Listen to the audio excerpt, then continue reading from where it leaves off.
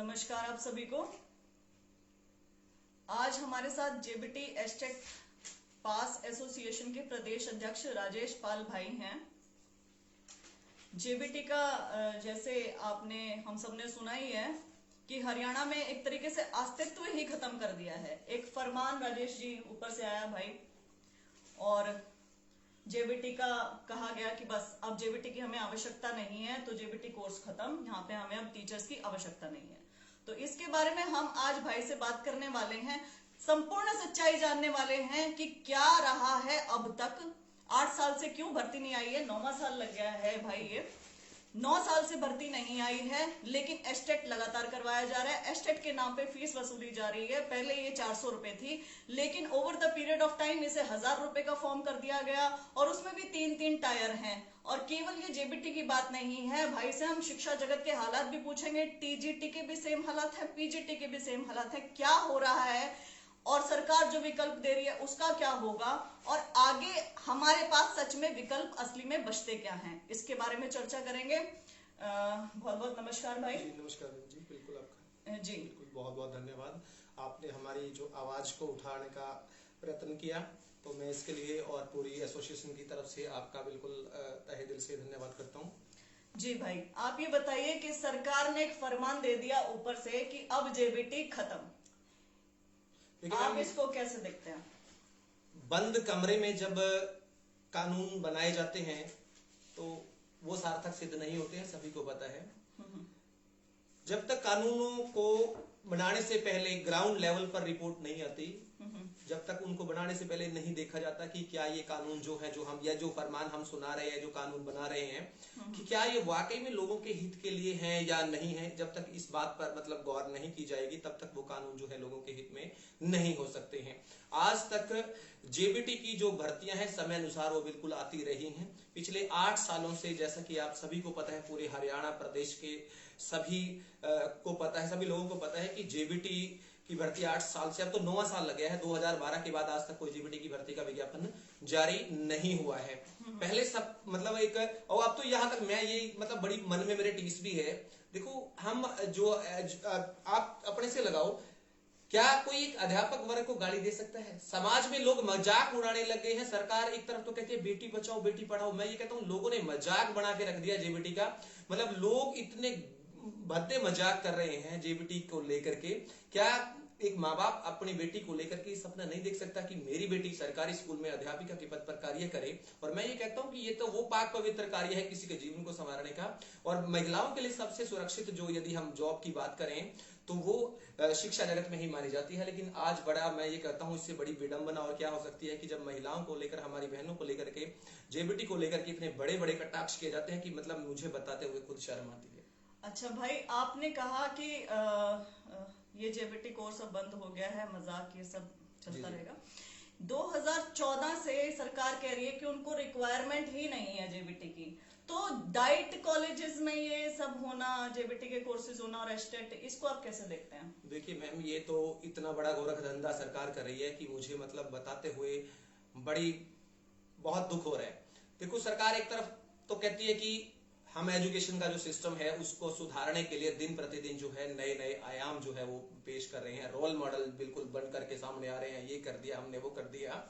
अभी आज की मैं आपको खबर बताता हूं कि राजस्थान में जो लगभग 300-400 स्कूलों को मंजूरी मिली है नए स्कूलों को स्थापित करने के लिए। और एक ही तरफ हमारी खट्टर सरकार है, वो कहती है हम 1057 जो स्कूल हैं उनको बंद करेंगे। ये बंद करने का जो कार्य है, जो सरकार जो है वो बहुत प्राथमिकता से करने को जा रही है, ये चीज गलत है। देखो, गेस्टों को जब एडजस्ट करना था, गेस्ट टीचर्स को, माननीय मुख्यमंत्री जी ने विधानसभा में बाकायदा ये बोला कि हमने उस वक्त 1:30 की रेशो की जब गेस्टों को एडजस्ट करना था। तो यहाँ पर सरकार के ऊपर एक सवाल खड़ा होता है कि यहाँ पर गेस्टों को, जो बिल्कुल सुप्रीम कोर्ट से जहां पर उनको आदेश हो चुके हैं कि भी आप इनको नहीं लगा सकते, बाकायदा हाई कोर्ट के जज थे उस टाइम रंजन गोगोई जी, वो भी और मसीह साहब, वो बाकायदा सब ऑर्डर में सुना के गए हैं लिखित में कि भाई guest teachers are like a stigma on the forehead of education system and they must be removed as soon as possible। तो उनको रिमूव नहीं कर रही है, इसका मतलब सरकार ने मोटे पैसे खाए हुए हैं। सरकार भर्तियां जब वो करती है, मैं तो यही कहूंगा कि सरकार ने मोटे पैसे खाए हुए हैं, उनको क्यों नहीं है वो हटाते हो? क्या वो सुप्रीम कोर्ट के आदेश नहीं है? बहुत वैलिड पॉइंट आपने यहाँ पे रेस किया है भाई। आप एक और चीज मुझे बताइए कि आज भी कोई ऑर्डर हुआ है? हाँ, अब सरकार जो है वो वेटिंग वालों को ज्वाइन करवाने के लिए कह रही है कि हम जो है वेटिंग को, सरकार ने एफिडेविट दिया कि हमारे पास पोस्ट वैकेंट है। एक तरफ तो सरकार ये कहती है हमें जरूरत नहीं है, हमारे पास पोस्ट ही नहीं है, और कोर्ट में दूसरी तरफ हलफनामा देती है कि हमारे पास पोस्ट वैकेंट है, क्यों ना हम जो वेटिंग वाले हैं उनको ज्वाइन तो करवाएं। ये तो दोहरा मापदंड बिल्कुल, हुआ कि आप एक जगह कह रहे हैं हमारे पास पोस्ट वैकेंट नहीं है, हमें जेबीटी की आवश्यकता नहीं है 2014 से, बिल्कुल बिल्कुल, और दूसरी तरफ आज वेटिंग में कितने कैंडिडेट्स हैं? लगभग 800 से 900 800 से 900 कैंडिडेट्स को आज ही जेबीटी लगाने के ऑर्डर्स भी हो गए उनको हैं। तलब कर लिया बकायदा। तो सरकार ने हलफनामा दिया कि हम जल्दी से जल्दी जो है इनको, इनकी प्रोसेस जो है फाइल है अंडर प्रोसेस है और जल्दी ही इनको ज्वाइन करवा। तो ये तो बहुत दोगली बात है। ये तो विधानसभा में कुछ और बोल रहे हैं और धरातल पे कुछ और हो रहा है। वेटिंग का मतलब ये होता है कि जब कोई पोस्ट को ज्वाइन ना करे, यदि हम अब ग्रुप डी की बात करें, ग्रुप डी में बहुत सारे लोग जो वेल क्वालिफाइड थे उन्होंने मतलब जॉब छोड़ दी, उनकी जगह ठीक है पोस्ट वैकेंट रह गई क्योंकि मैनी पीपल डिडंट ज्वाइन, तो दैट्स व्हाई जो वेटिंग है वो सरकार लगा सकती है। लेकिन 9870 की भर्ती निकली थी, 12,731 को ज्वाइन करा दिया, जिनके थंब मैच नहीं करते थे, हाई कोर्ट ने मना कर दिया था कि दे कांट ज्वाइन, उनको फिर भी ज्वाइन करा दिया, और उसके बाद अब ये कह रहे हम वेटिंग वालों को भी लगाएंगे। तो कहीं ना कहीं सरकार जो है वो बिल्कुल कहीं ना कहीं ऐसे कटघरे में खड़ी आकर के खड़ी हो जाती है कि जनता ये सवाल पूछती है अभी आप कर क्या रहे हो, पहले एक बात का जवाब दीजिए। एग्जैक्टली ये बड़ा मैस सा क्रिएट हो गया है, क्योंकि राजेश जी इसमें हम देखते हैं कि सक्षम युवाओं को भी बहुत जगह एंगेज किया जा रहा है, बहुत जगह रिटायर्ड टीचर्स को भी एंगेज देखिए किया जा रहा है। मैं ये बिल्कुल आपको एक बात बिल्कुल बता देना चाहूंगा, सरकार ने अभी देखो माननीय शिक्षा मंत्री जी ने और हमारे माननीय मुख्यमंत्री जी ने भी बकायदा ये कहा था कि हमें जो भविष्य में किसी भी प्रकार के प्राथमिक शिक्षकों की आवश्यकता नहीं है।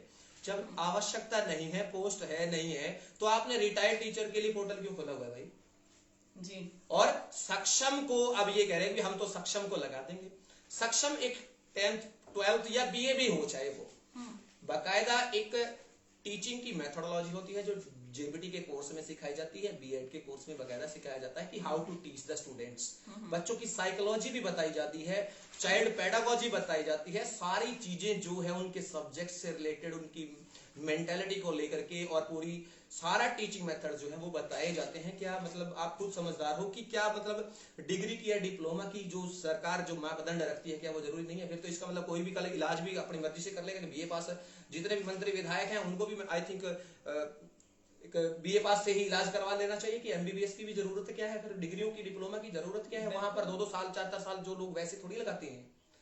जब शिक्षा क्षेत्र में जुगाड़ू काम हो सकते हैं तो फिर तो हर एक क्षेत्र में हो सकते हैं। आपकी बात बिल्कुल सही है। तो अब सक्षम से वो करवा रहे हैं। अब माननीय मुख्यमंत्री जी एक बात और, ठीक है अभी सरकार है, आप नीतियां बना सकते हैं, आप कुछ सोच समझ करके ही नीतियां बनाते हैं। मैं यहाँ पर एक बात और कहूंगा, ठीक है आपको जरूरत नहीं है अध्यापकों की, तो आप डाइट को बंद कर रहे हो। अरे डाइट से तो 2000 लोग मुश्किल से पास आउट होते हैं। उन प्राइवेट कॉलेजेस को क्यों नहीं बंद करते जिनसे हर साल 35 से 36,000 347 प्राइवेट कॉलेज है मैम जेबीटी के हरियाणा में 347, और डाइट जो है वो 22 है सिर्फ। तो 347 कॉलेजों को यदि आप 100 से मल्टीप्लाई करो तो 35-36 हजार से भी ज्यादा जो लोग हैं हर साल जेबीटी पास आउट बल्क में निकलते हैं, उनको बंद क्यों नहीं करते? क्योंकि उनका हिस्सा कॉलेज से हिस्सा जाता है। एग्जैक्टली इसी पे मैं आपसे एक और सवाल करना चाहूंगी कि सरकार को जब पता था कि 2014 से इनको रिक्वायरमेंट नहीं है किसी भी जेबीटी की एस्टेट पास की, तो एस्टेट के नाम पे 2014 से लूट क्यों चल रही थी? आपको क्या लगता है कितना आंकड़ा हुआ होगा फाइनेंशियल जो ये कितना अमाउंट बनता होगा? हर साल कितना 7 से 8 लाख लोग जो है अपीयर होते हैं एस्टेट के लिए, और 1000 पर कैंडिडेट जो है वो फीस चार्ज की जाती है एस्टेट के लिए जी। और अगर मैं पीजीटी के लिए अलग से दूंगा, टीजीटी के अलग दूंगा, पीआरटी के लिए अलग दूंगा, तो आई हैव टू पे इन डिफरेंट लेवल्स, मुझे अलग अलग पे करना पड़ेगा उनके लिए।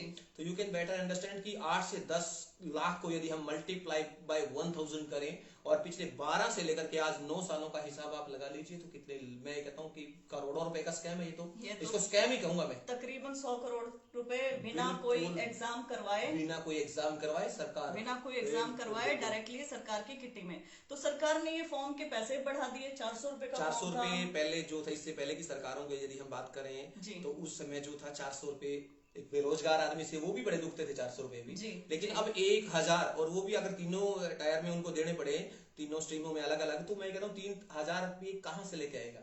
और एक पहले ही बेटियों को कोई पढ़ा के राजी नहीं है, जी। और उसने यदि घर में एस्टेट के नाम पर 3000 रुपये मांग लिए, तो घर वाले मतलब मैं ये कहूंगा कि उसको ये बोलेंगे ना बेटी तो रहने दे, तो उसके लिए बहुत सारी समस्याएं हो जाती है। तो मैं ये कहता हूँ कि 400 रुपये भी बड़े मुश्किल थे, और इन्होंने तो यहाँ पर आकर के पूरा 1000 ही कर दिया उसका। तो आई थिंक सरकार की गलत नीतियां हैं ये बहुत ज्यादा। एक और मैं आपसे बात करना चाहूंगी, हमारे जो प्रदेश में जो शिक्षा के हालात हैं उनके ऊपर आप कुछ टिप्पणी करना चाहेंगे मैम देखो, राजेश जी? मैं ये एक बात कहूंगा कि हमारे द्वारा कमाए गए पैसे सरकारी स्कूलों में लगा दिए जाएं। जी। इंफ्रास्ट्रक्चर जो है, जो इन्होंने हजारों करोड़ रुपए एस्टेट के नाम पर खर्चा हुआ है ना, जो वसूला हुआ है, वो सारे का सारा यदि ये प्राइमरी स्कूलों के इंफ्रास्ट्रक्चर में लगा दें, तो मैं ये कहता हूँ कि स्कूलों की कायाकल्प हो जाती है।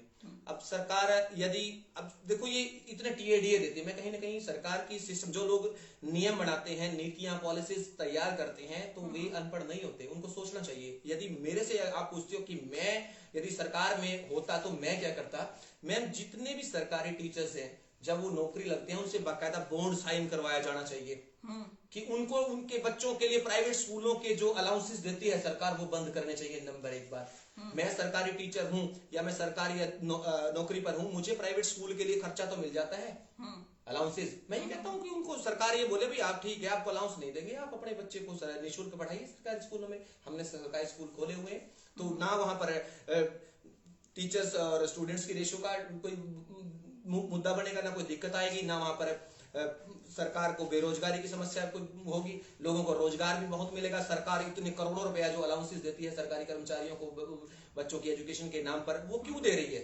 गलत कर रही है वो ये बोले भी ठीक है, हमने इतनी जो हमारे सरकारी संस्थान है, वो वहां पर मेडिकल भी है, नॉन मेडिकल भी है, आर्ट भी है, कॉमर्स भी है, तो आप अपने बच्चों को सरकारी स्कूल में पढ़ाइए, हम तो सिर्फ इतना कर सकते हैं। कहने का मतलब ये है कि विजनलेस है सरकार। बिल्कुल, सरकार को पता ही नहीं है कि करना क्या है, proper। क्योंकि ये देखिए, यदि हम दिल्ली मॉडल देखते हैं स्कूलों का, तो वहां पे स्कूल बढ़ाए जा रहे हैं, स्कूल खुल रहे हैं, नए स्कूल खुल रहे हैं, राजस्थान में नए स्कूल खुल रहे हैं, एक विजन के ऊपर काम किया जा रहा है। जब सरकारी संस्थान, आईआईटी, एम्स, ये बहुत अच्छे तरीके से काम कर सकते हैं, तो सरकारी स्कूल क्यों नहीं कर सकते हैं? इसका मतलब ये है कि हमारी इच्छा शक्ति में कहीं ना कहीं कमी बिल्कुल है, कमी है। हम और मैं ये कहता हूँ नहीं कि लेते देखो हैं। पता क्या है, एक प्रदेश का जो मुख्यमंत्री है, उसके लिए सभी लोग जो हैं, चाहे वो किसी भी पार्टी से संबंधित हैं, हम तो बेरोजगार लोग हैं, हमें तो किसी पार्टी से नहीं कोई मतलब, हमें तो जो रोजगार देगा वही परमात्मा की तरह दिखाई देगा। जी।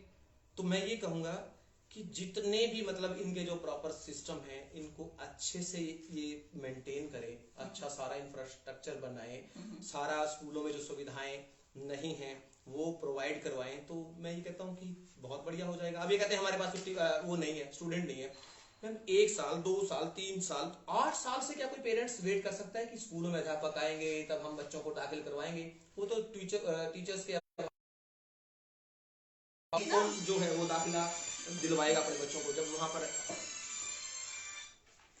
जी जी जी जी। कौन अपने बच्चों को दाखिल करवाएगा जब वहां पर अध्यापक ही नहीं है? तो कहां से वो अपने बच्चों को दाखिल करवाएंगे? एक बात का जवाब दीजिए। 7-8 साल से मतलब इंतजार करके उन्होंने बिल्कुल उनका आस टूट गई है। सबसे बड़ी बात टीचर्स क्यों नहीं है स्कूलों में?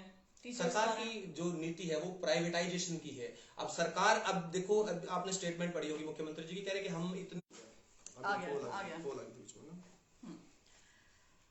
तो आप मुझे एक बात बताइए, जो ये नई शिक्षा नीति है, इसमें अब कैसे जेबीटी जो एस्टेट पास बच्चे हैं वो कैसे एडजस्ट हो सकते हैं, क्या हो सकता है? निजीकरण का जो इनका प्लान है वो कहीं ना कहीं पूरा टारगेट बेस्ड इनका जो प्रोग्राम है, तो ये तो प्रॉपर प्लानिंग है कि है, आप सरकारी स्कूल बंद इसलिए कर रहे हैं क्योंकि बच्चे नहीं आ रहे, बच्चे इसलिए नहीं आ रहे हैं क्योंकि टीचर नहीं है। अगर हम बैकवर्ड लिंकेजेस इसकी जोड़ते हैं, टीचर्स क्यों नहीं है? क्योंकि कोई रेगुलर भर्ती नहीं निकल रही है। जो ऑलरेडी टीचर्स थे, जैसे कि पीटीआई देख लिए, ड्राइंग टीचर देख, चलो, जो नई शिक्षा नीति है आप उसमें क्या खूबियां या खामियां देखते हैं? मैम जो नई शिक्षा नीति है वो बाकायदा एक, मैं ये कहता हूँ कि प्रॉपर मेच्योरिटी के साथ नहीं बनाई गई है। राष्ट्रीय शिक्षा नीति कभी भी आनन फानन में नहीं तैयार की जाती। इससे पहले राष्ट्रीय शिक्षा नीति आप 1986 को पढ़ करके देखिए, तो वो सारे के सारे बिल्कुल हर एक वर्ग को साथ लेकर के, बिल्कुल जो गरीब लोग हैं वो शिक्षा से वंचित न रह सकें,